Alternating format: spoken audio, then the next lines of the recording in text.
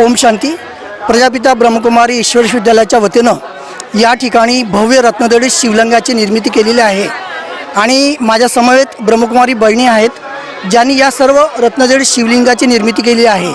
तर मी ब्रह्मकुमारी राजदीदी यांना विनंती करतो की या रत्नजडित शिवलिंगाची निर्मिती आपण कशा पद्धतीने केली त्याविषयी आमच्या दर्शकांना मार्गदर्शन करावा. ब्रह्मकुमारी राजदीदी. नमस्कार. ओम शांती. महाशिवरात्रीच्या सर्वांना खूप खूप हार्दिक शुभेच्छा. या ठिकाणी तुम्ही सगळेजण बघताय की रत्नजडित शिवलिंग आपण बनवलेली आहेत. या ठिकाणी जे डायमंड आपण लावलेले आहेत ते एका ठिकाणी शिवलिंगाची तयारी करून पूर्ण त्यावरती आपण डायमंड लावलेले आहेत. डायमंड याच्यासाठी लावलेले आहेत कारण शिव परमात्मा जे आहे ज्यावेळेस धर्तीवर येतात त्यावेळेस आपल्या सर्वांना हिरेतुल्य जीवनासारखं जीवन कसं बनवायचं ते शिकवतात. त्याचं प्रतिकात्मक म्हणून आपण या ठिकाणी हिऱ्यांचं शिवलिंग बनवलेलं आहे. तुम्ही बघू शकतात खूप छान अशी शिवलिंग या ठिकाणी आम्ही सगळ्यांनी मिळून बनवलेली आहे. त्या ठिकाणी डायमंडचा उपयोग करण्यात आलेला आहे, थर्माकोलचा उपयोग करण्यात आलेला आहे.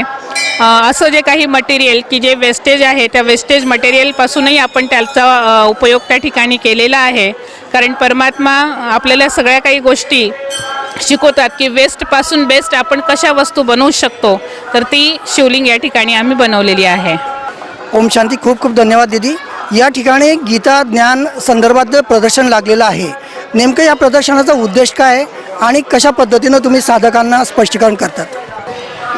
या ठिकाणी गीता प्रवचनाचं आपण पोस्टर्स लावलेले आहेत. त्या पोस्टर्समध्ये जे श्रीकृष्णाने आपल्याला श्रीमद भगवद्गीतेमध्ये ज्ञान दिलेलं आहे, स्वतःचा परिचय दिलेला आहे आणि परमात्म्याचा स्वयंभूचा परिचय या ठिकाणी देण्यात आलेला आहे.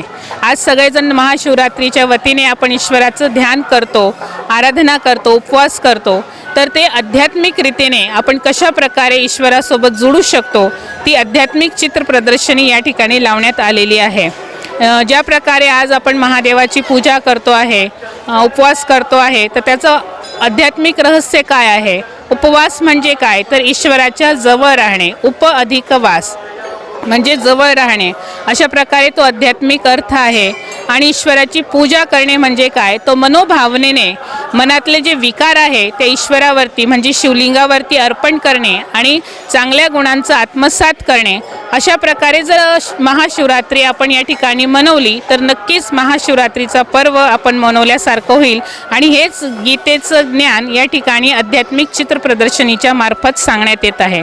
दुसरं त्यात आपण कर्मांचा सिद्धांतही प्रत्यक्ष केलेला आहे की ज्या प्रकारे आपण कर्म करतो तेच कर्म आपल्या सर्वांच्या समोर वापस येतात किंवा तेच कर्म आपल्या सर्वांच्या समोर चांगल्या स्वरूपामध्ये किंवा वाईट स्वरूपामध्ये वापस येत असतो. तर हा गीतेचा संदेश देण्यासाठी या ठिकाणी चित्र प्रदर्शनी लावण्यात आलेली आहे.